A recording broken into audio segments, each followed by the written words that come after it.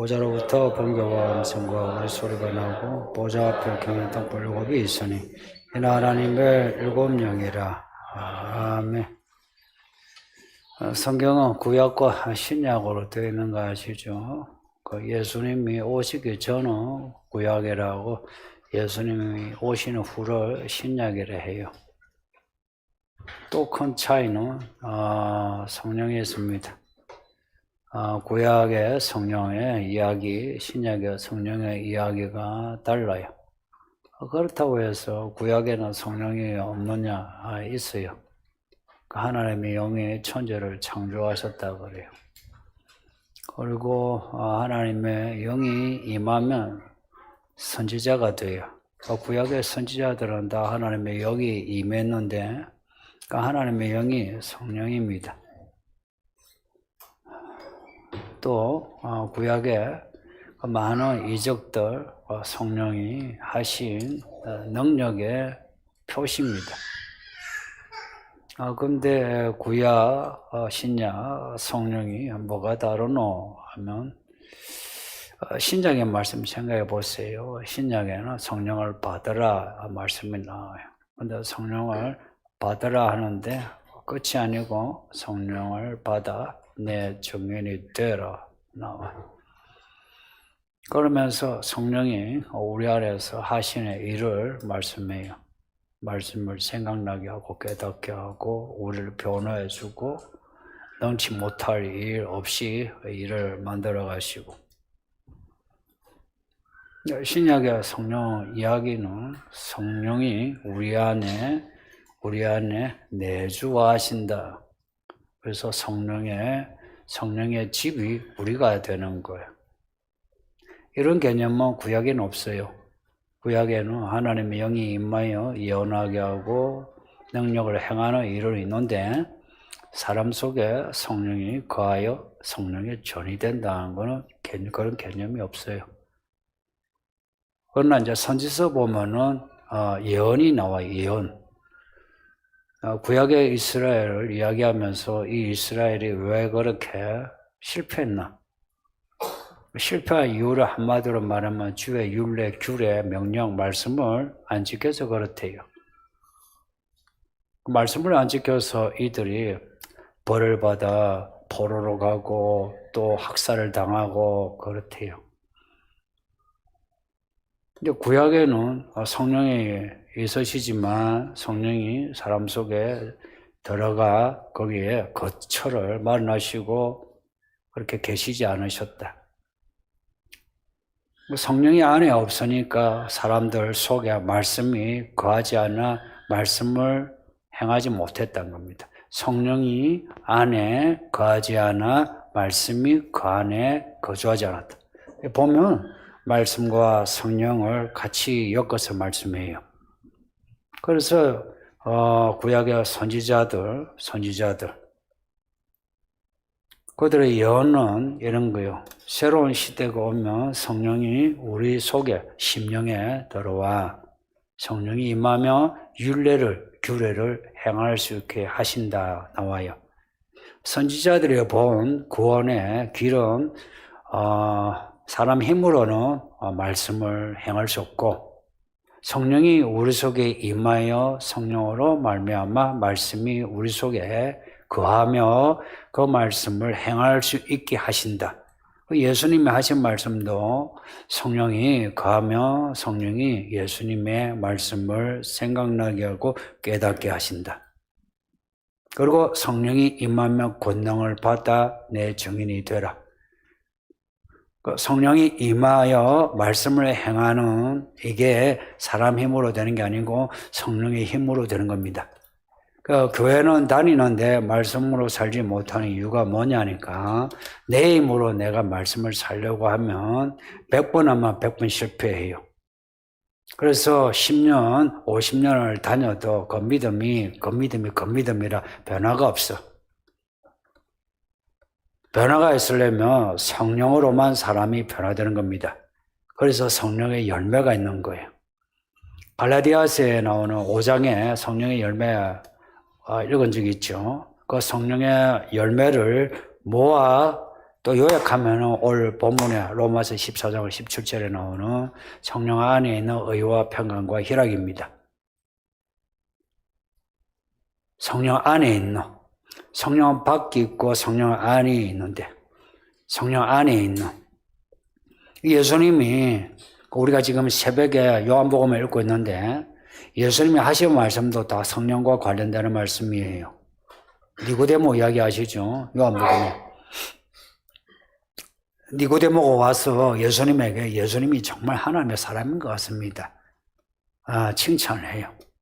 근데 예수님은 그 칭찬을 그냥 제껴놓고 성령으로 거듭나야 하나님의 나라 들어간다 그래요. 지금 이 니고데모는 바리새인이에요. 이 바리새인이 예수님께 와서 뭔가 말을 걸었다는 이 사건은 큰 사건이에요. 바리새인은 예수님하고 대화를 잘 안 하려고 해요. 뭐 대화를 하면 불리하고, 그리고 바리새인은 사람들에게 존경을 받아요. 율법의 교사들이라. 근데 저 나사렛 촌 사람하고 선지자라 불리기는 하지만 별로 인정하기 싫어하는 그러한 선지자라, 그런 사람 찾아와가지고 말을 걸었다는 자체가 좀 거시기해요. 근데 니고데모가 와서 말을 걸은 거예요. 예수님은 서로는 그냥 끝내고 생략하고 바로 본론으로 성령으로 거듭나야 하나님의 나라에 들어간다는 겁니다. 우리 보고 하나님의 나라를 바라보게 한 거예요. 여기에 교회 처음 온 사람이 있어요. 교회 처음 왔어.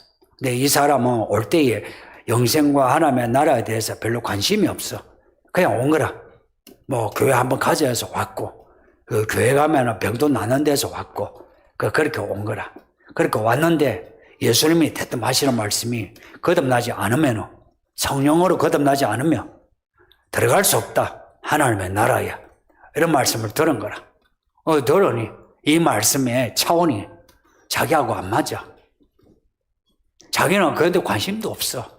관심이 없으니까 자기의 논리로 생각하는 거라. 아니 그러면 사람이 엄마 뱃속에 들어가서 다시 태어날 수 있느냐고 그렇게 반문한 거예요. 예수님이 그렇지 않다. 영으로 난 것은 영이고 육으로 난 것은 육이라 하시면서 이 니고데모에게 성령으로 거듭나야 할 것을 다시 말씀하시는 거라.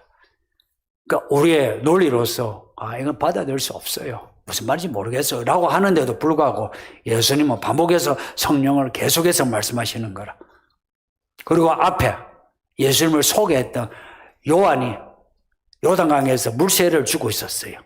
사람들이 와가지고 당신이 메시아 그리스도냐고 했을 때에 요한은 아니다 하면서 나는 물로 세례를 주지만 내 뒤에 오시는 그분, 저 나사렛 예수 하나님의 어린 양은 불로 성령으로 세례를 주신다 했어요.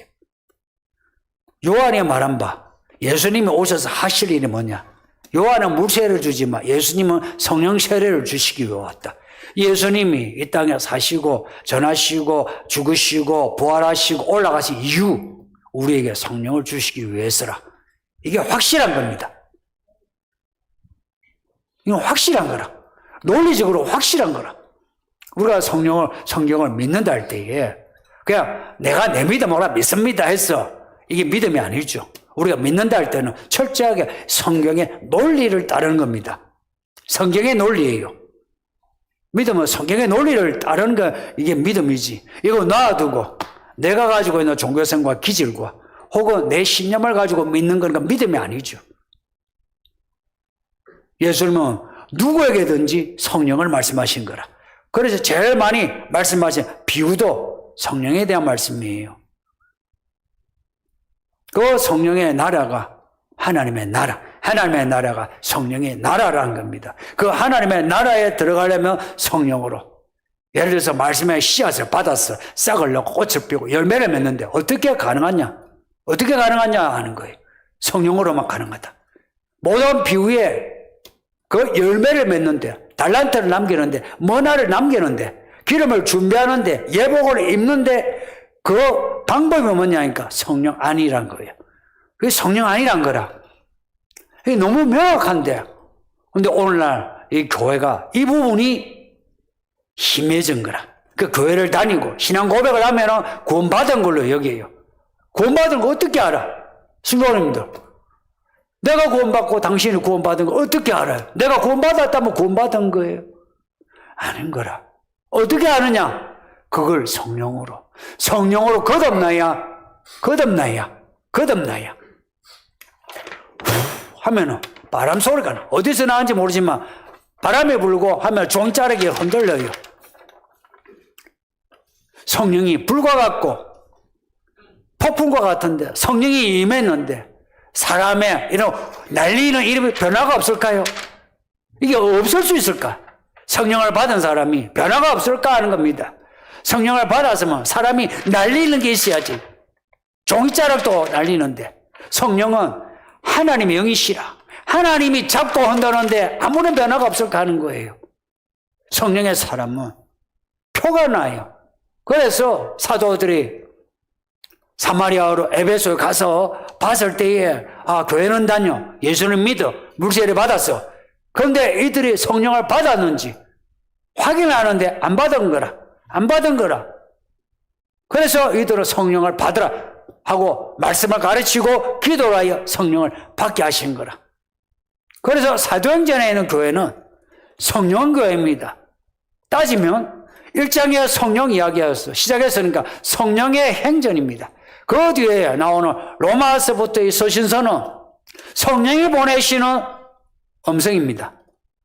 2장 3장에 성령이 교회에 들어가시는 말씀을 들어라. 들을 수 있는 자는 들어라 그러십니다. 그 서신서는 성령이 주시는 말씀이에요. 성령이 주시는 말씀이라. 그러면 이 말씀을 누가 이해를 할 수 있느냐 하는 겁니다.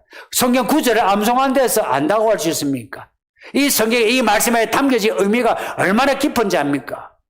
한 구절을 외웠다 합시다. 그 한 구절에 담겨진 성경의 의미들이 이 성경 전체에 얼마나 걸쳐서 연관되어 있는지 압니까? 촘촘하게 연결되어 있는 겁니다. 관주 성경 보셨죠? 관주 성경은 1000분의 1, 10,000분의 1도 안 됩니다. 한 구절에 이 성경에 이 3만여 개 이상 되는 이 구절들이 엮어져 있어요. 엮어져 가지고 하나님의 메시지를 우리 각자에게 주시는데 이걸 성령이 아니면 어떻게 알겠어요? 성령이 우리로 깨닫게 하고 생각나게 해서 알게 하시는 거라. 그런데도 이런 성경을 읽고 이런 설교를 들음에도 불구하고 성도들은 필요성을 느끼지 못하는 거라. 제자들이 예수님을 3년을 따라다녔어요. 예수님이 부활하시니까 40일을 봤어요. 올라가신 후에 열흘 동안 죽어라 기도했어요. 그렇게 성령을 받았다는 거 뭘 의미합니까? 아무에게나 성령을 주시는 게 아니다 하는 겁니다. 누구에게 성령을 주시나? 인생을 걸어야 성령을 주시는 겁니다. 인생을 걸어야, 내 인생을 예수님께 걸어야, 예수님께 건다 할 때 말로만 거는 것이 아니고 진짜 내 모든 걸 거는 행동이 있어야 하는 겁니다. 고향이 갈릴리라. 예수님이 죽었어. 모든 게 도루묵이라.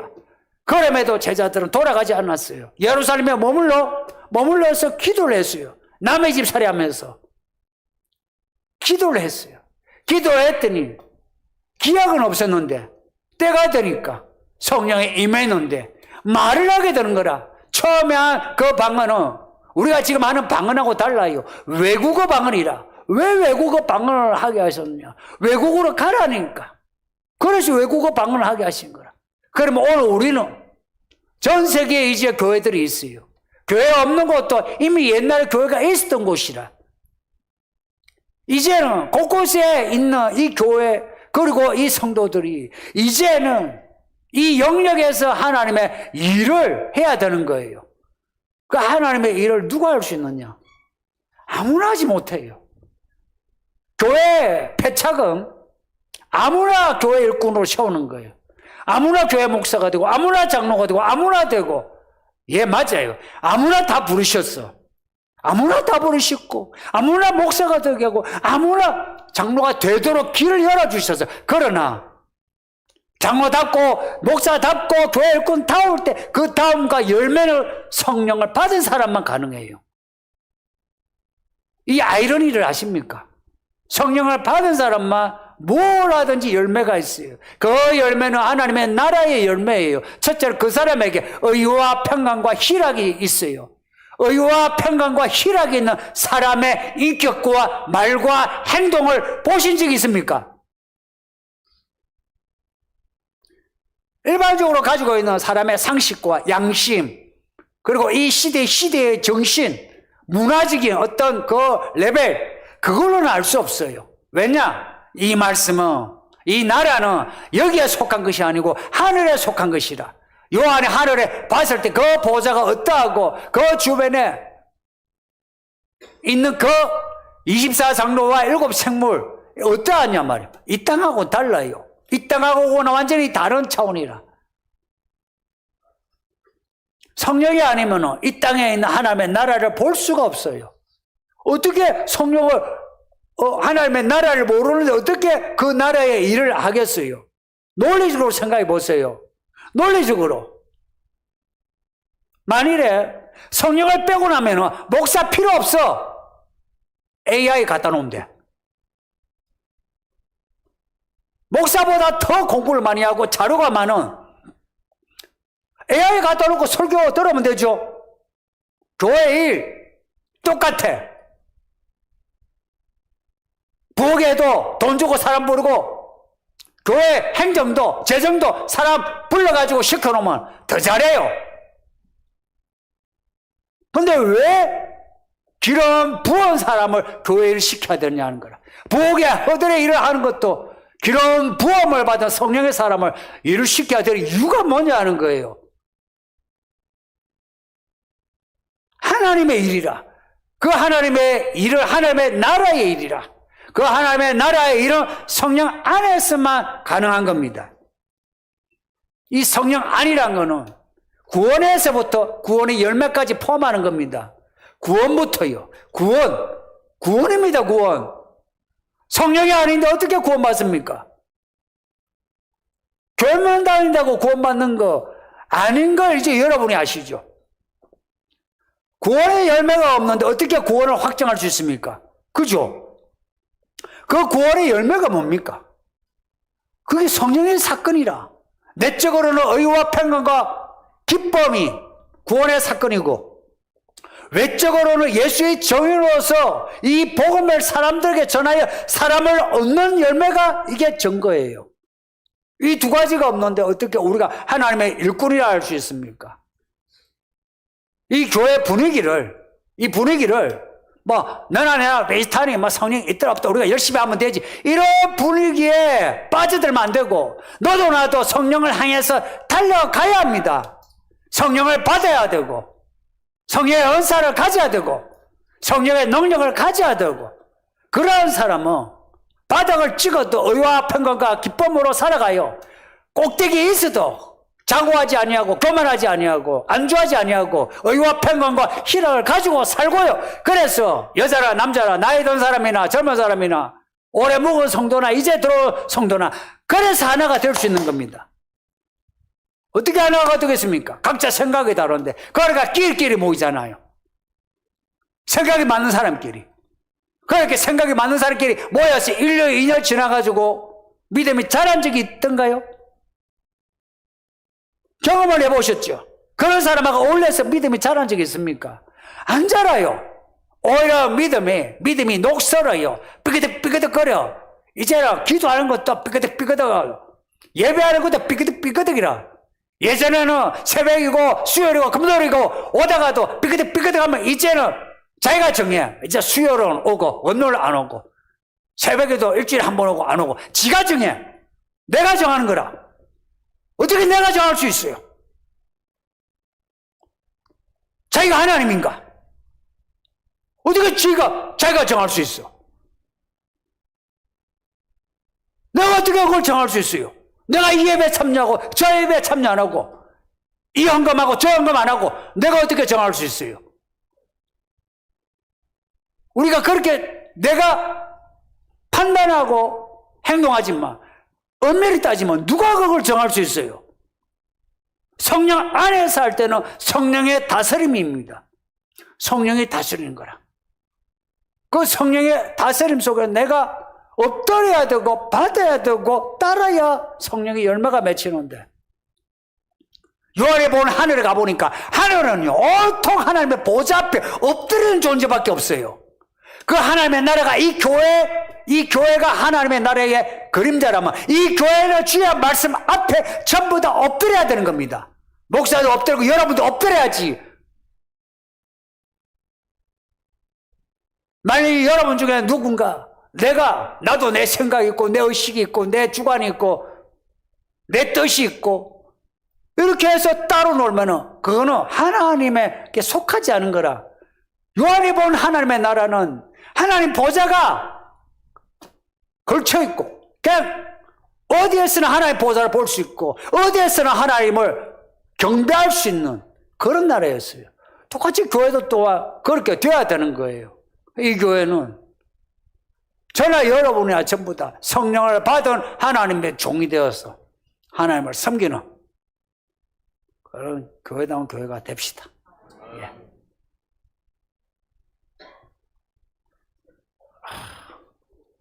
예.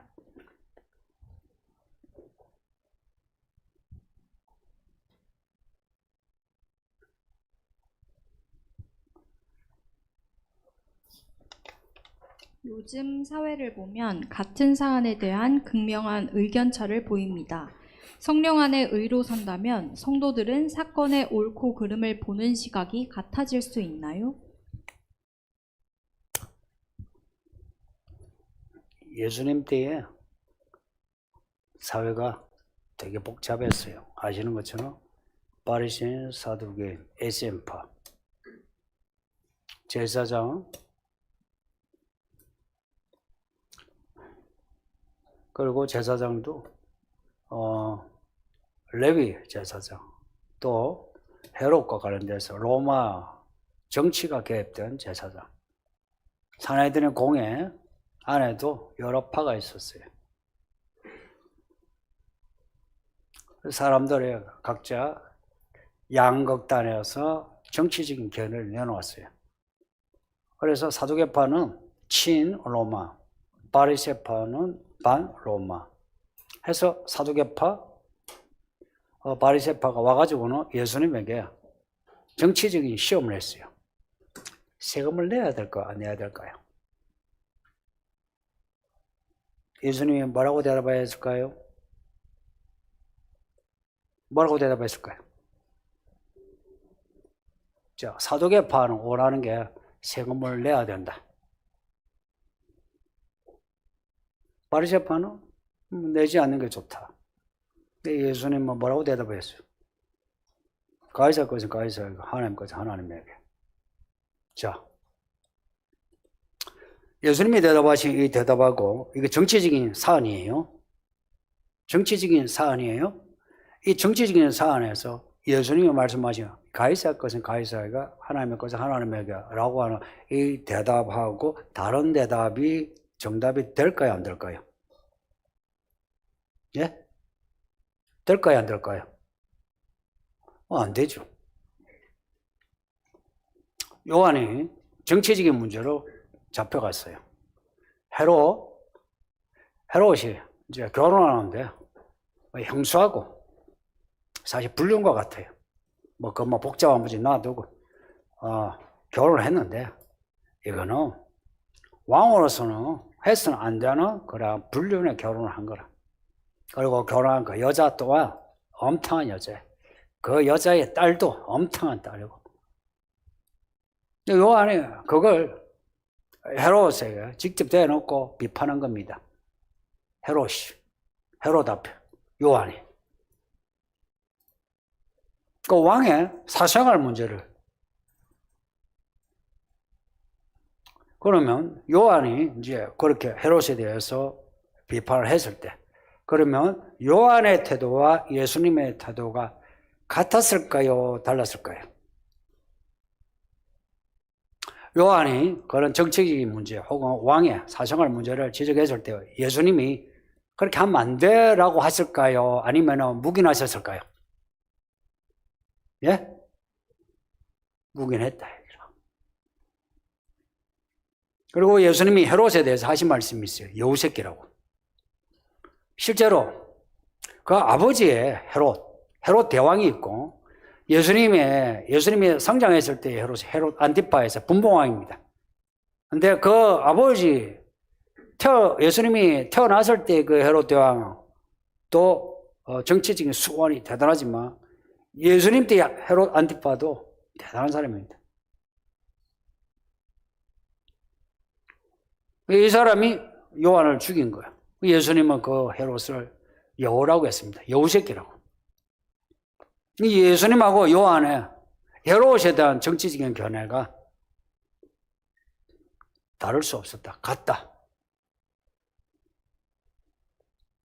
그러면은 2000년이 지금 흘렀어요. 2000년 전하고 지금하고 그 당시에 정치적인 어떤 스펙트럼에서 그 당시에도 복잡한 사회였어. 그러면 지금의 어떤 정치적인 이 시대의 스펙트럼 보니 지금도 복잡해. 그러니까 그 당시 나름 복잡하고 지금 나름대로 복잡해요. 그러면 지금 예수님이 계실 때 예수님이 정치적 사안에 대해서 보세요. 여러분이 여기에 이쪽이 여기가 보수 진보, 여기 중간에 중도라. 사실 중도란 건 없거든. 근데 중도라 있다 합시다. 그러면 양쪽에서 여러분이 질문을 했을 때 예수님이 자 1번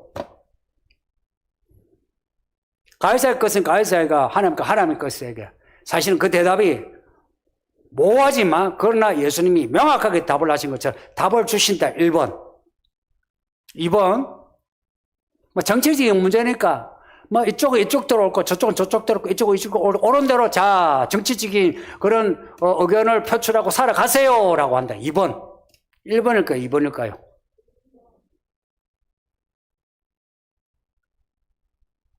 1번이요. 내가 이렇게 이야기하니까 1번이라는 거 느껴지죠?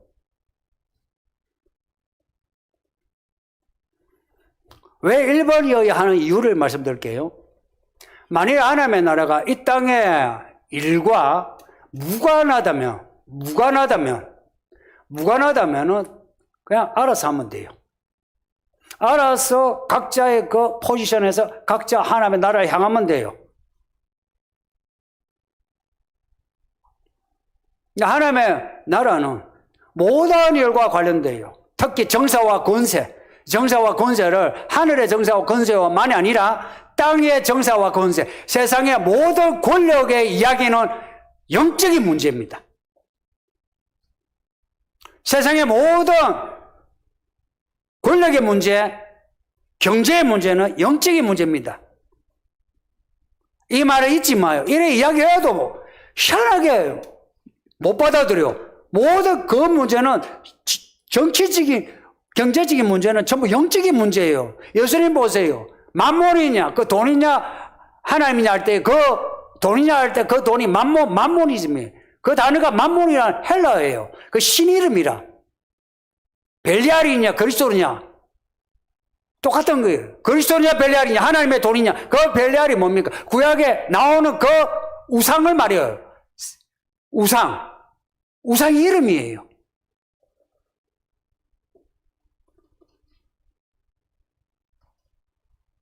예수님이 이 땅에 오셔가지고 헤롯에 대해서 빌라도에 대해서 다 만났잖아요. 다 정치인이라. 만났을 때 예수님이 바리새파, 사두개파, SM파 어느 쪽 파의 모습이 아니었어. 그러면서 어느 쪽의 모습도 있는 것 같이 보였어. 어느 쪽 모습도 아닌데 어느 쪽 모습이 있는 것 같았어. 그래서 헤롯도 빌라도도 뭐지? 도대체 뭐지? 갸우뚱하다가 보는 거예요. 갸우뚱하다가 어디다 보는지 아시죠? 대제사장 그쪽에 판단을 맡긴 거라. 그 제사장들이 다 선동해가지고 유대인들이 죽이자 했어. 사실은 빌라도가 판결을 내리지만 실제로는 유대인이 죽인 겁니다.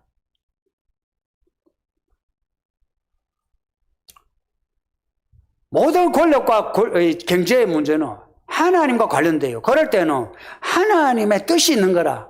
그 하나님의 뜻이 있는데 보세요. 보수가 있고 진보가 있고 중도가 있는데 어떤 때는 보수가 하나님의 뜻에 맞는 부분이 있고, 어떤 때는 진보가 맞는 부분이 있어요. 그럴 때 믿는 사람은 어떻게 해야 되냐면은,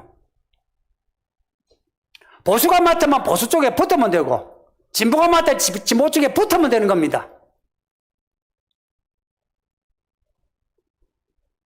만약 믿는 사람이 정치적으로 본인이 나는 보수요 진보요라고 자기의 정치적인 스탠스를 딱 밝히고 거기에서 머물고 있으면 그 사람은 이미 하나님의 나라에서 떠난 사람입니다. 믿음 생활 못해요. 예를 들어서 목사가 한마디 자기의 정치적인 의견하고 달라보세요. 교회 나오지도 않고 나오더라도 이제 설교가 귀에 안 들어와.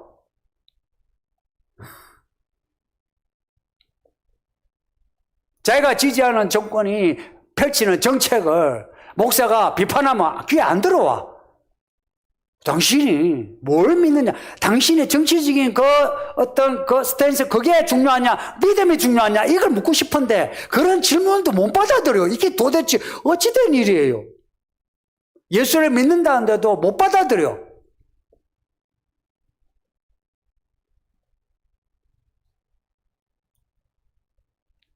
특히나 지금에 있잖아요. 보수 진보하는 건 괜찮아요. 보수 진보란 거는 그거는 어떤 사회에 대한 태도예요. 근데 좌익우익이라 할 때는 이거는요, 정치 사회학적으로 이거는 이데올로기 문제예요.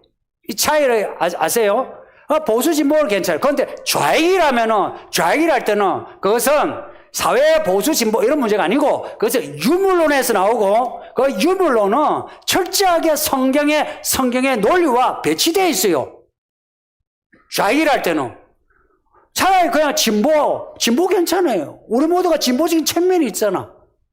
보수적인 측면도 있고. 그러나 좌익이라 할 때는 달라요. 근데 지금 사회가 지금은 보수 진보보다 이제는 한 정당이 좌익 쪽으로 가고 있어요. 좌익 쪽으로. 이데올로기로 무장이 되고 있다 이야기라. 이데올로기로. 그 이데올로기로 무장된 그곳에는 믿음의 싹을 낼 수가 없어요. 믿음의 싹을 낼 수 있는 근거를 한번 논리적으로 이야기를 해봤으면 싶어. 못 내요. 성경이 들어갈 그게 없어. 성경은 철저하게 하나님이에요. 인본주의 아니고 하나님이라. 그리고 유물론이 아니고 이거는 하나님이 시작하시고 하나님이 끝을 맺으시는 하나님의 이야기라. 그 하나님이 하시는데 거기에 우리가 인간학적 시스템, 그 시스템이 이 시스템, 그냥 시스템이 아니라 그 이데올로기 시스템을 가지는데 어떻게 성경의 논리가 들어가겠어요? 못 들어가요. 그러나 보수 진보할 때는 이 사회를 보수하기 위해서는 성경의 논리. 그래서 근대 현대에 들어와가지고 기독교가 이 성경이 근대 사회를 이끄는데 가장 큰 원동력이 된 거 아십니까? 민주주의, 자본주의, 성경이 아니면 안 되었어요. 이거는 정치 사회적으로 이는 확실한 거라. 성경이 아니면 이 사회가 민주주의, 인권, 자유, 평등이 없어요.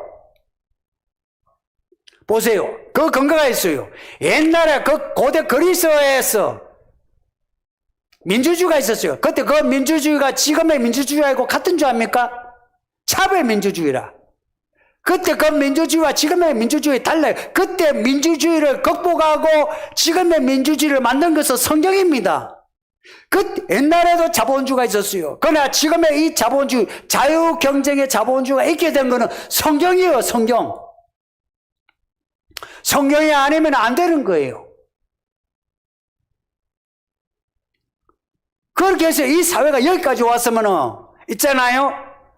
자기의 어떤, 좋아하는 정치, 있든 없든만 놔두고, 우리가 믿는 사람으로서 이 질문이 있는 거 아니, 성도들은 사건의 옳고 그름을 보는 시각이 같아질 수 있나요? 할 때에, 사건의 옳고 그름을 보는 시각이 다르면 믿음이 다른 거죠.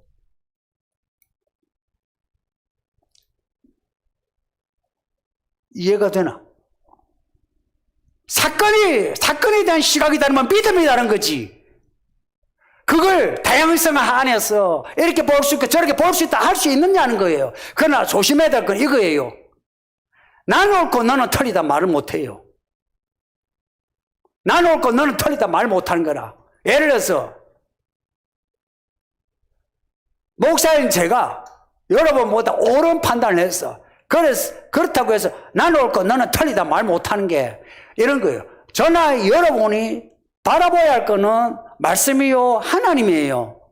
그분을 향해 우리가 답을 찾아가는 과정에 있어야 돼요. 예를 들어 제가 옳다 해서 이 옳다는 게 이 상황에서 옳다는 거지 내일의 상황에서는 옳다가 아닐 수 있는 거라. 이 상황에서는 옳은데 내일 다른 상황이 되면 다를 수 있는 거라. 그래서 오늘 옳다가 계속해서 진보해야 되는 거예요. 계속 진보해야 되는 거라. 제가 믿음으로 한 방향으로 가자 할 때야 보세요. 이 사회에서 일어나는 일들에 대해서 이 세계적인 어떤 그 사건을 보는 눈이 다르다면 믿음이 같아질 수 있겠나요? 코로나 때만 해도 생각해 보세요. 그 코로나라고 하는 팬데믹의 이 세계적인 이 사건에 대해서 다른 시각을 가지니까 믿음이 같을 수 있던가요? 안 되는 거라. 정말 나는 이 코로나가 너무 좋았어요. 보세요. 코로나가 있었으니까 요한계시록 설교가 가능했던 거라. 이 코로나로 인해서 교회가 정리가 될 수 있었던 거라. 성도들도 정리가 될 수 있었던 거라. 여러분의 믿음도 정리가 될 수 있었던 거라. 우리가 지금 뭘 배우냐면 사건의 옳고 그름을 보는 시각을 배우는 겁니다. 정확하게 말하면 사건의 옳고 그름이 아니에요. 사건을 바르게 해석하는 법을 배우는 겁니다. 이 질문은 이제 의미는 아시죠? 제가 정확하게 하면 사건을 바르게 해석하는 법을 배우는 겁니다. 해석이 위해서 예수님 말씀하시고 나는데 깨달았느냐 할 때 그 깨달았냐 그 말씀이 무슨 말씀인지 압니까? 제대로 해석이 되느냐 그 말입니다. 비유로 말씀하셨죠. 그리고 깨달았냐 내가 하는 말 메시지를 제대로 받아들었냐 하는 겁니다. 목사가 설교하는데 제가 설교하는 그 방향이 지금 가고 있는 방향이 있는데 각자가 들으면서 각자의 방향으로 받아들이는 이것이 옳은 것이냐 틀렸어요. 그러면서 성령 안에서 이 말 잘 들어보세요. 성령 안에서 의와 평강과 기쁨이라. 성령 안에서 성령의 지체들이 성령의 은사 받은 지체들이 있는 거예요. 각자가 다른 일을 하는 거라. 다른 일을 하는 다른 지체로 하는데 사실은 다른 일이 아니라 같은 일을 하는 거죠.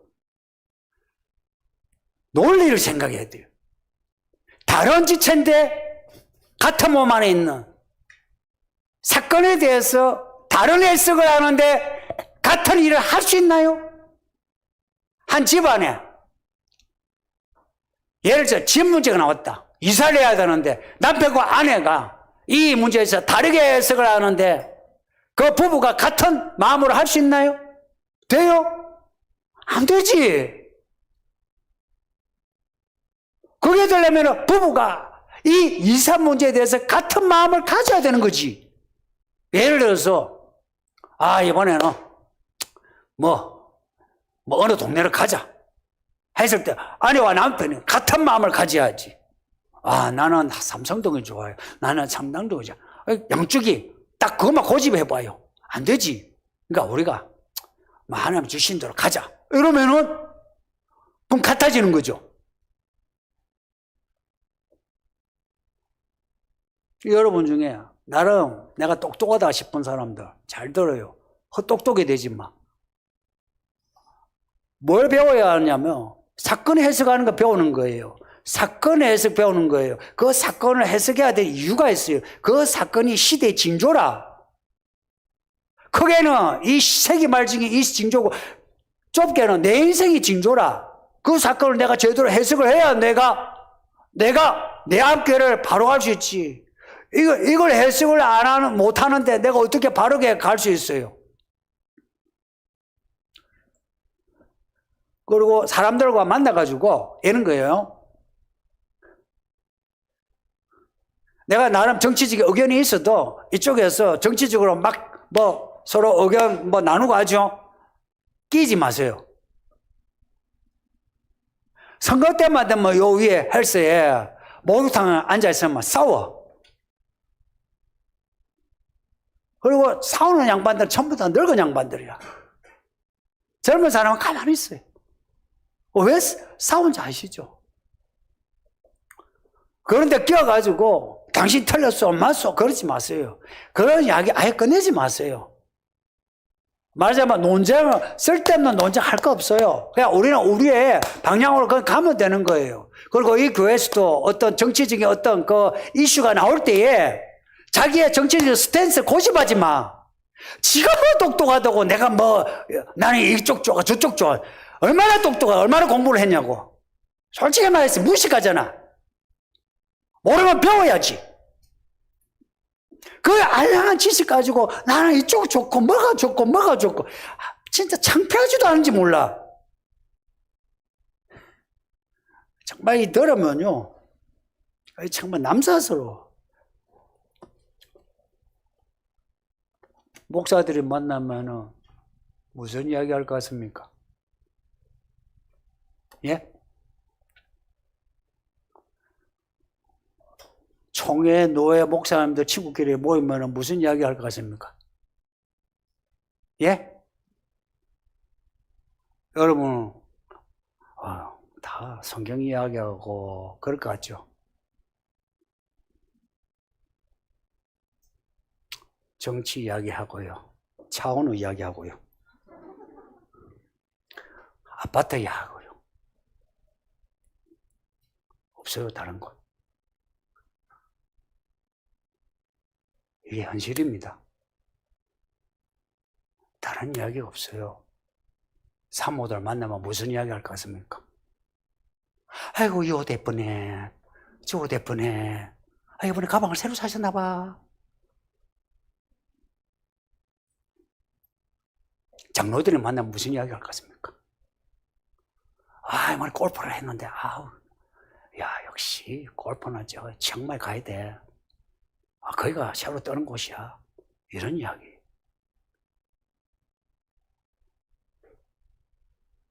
있잖아요. 하나만 이야기 안 끼워도 됩니다. 그리고 외로워하지 마세요.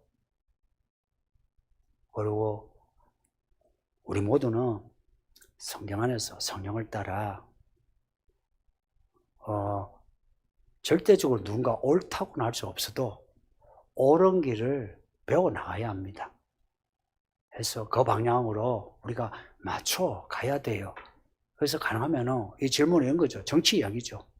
그래서 여러분은 나는 어느 당 무조건 좋다. 그러지 마세요. 예? 뭐 탄핵이 되냐 아니가 하지 마세요. 아니 대통령 시켜놨으면 나라 잘하라고 했지. 개엄하라고 했습니까? 그죠? 그죠? 그러니까 이런 그냥 원론적인 상식적인 뭐 생각해도 이게 그 답이 어렵지 않은데 정치적인 스탠스를 딱 가지고 있으면 이 자리에 딱 서면은 저쪽은 무조건 틀렸어.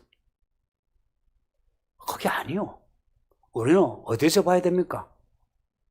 위에서 하나님의 시각으로 볼 수 있어야 돼. 그래야 되는데 붙어가지고 막 하고 이 시대의 가장 큰 비극은 이러하는 거라. 교회가 이러고 있는 거예요. 교회는 뭐 해야 되는지 아세요? 이래야 됩니다. 이게 아니고 이래야 됩니다. 아 그러면 교회가 그러면 힘 있나 뭐 하노 하는데 그럼 교회가 하나님의 힘으로 살지. 이거로 삽니까?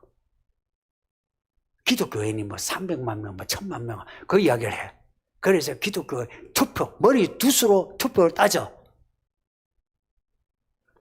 그게 옳은 계산이요, 틀린 계산이요.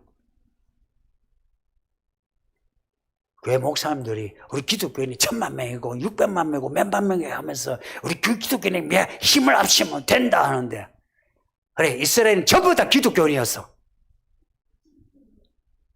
이스라엘은 전부 다 하나님 믿는 사람이었어.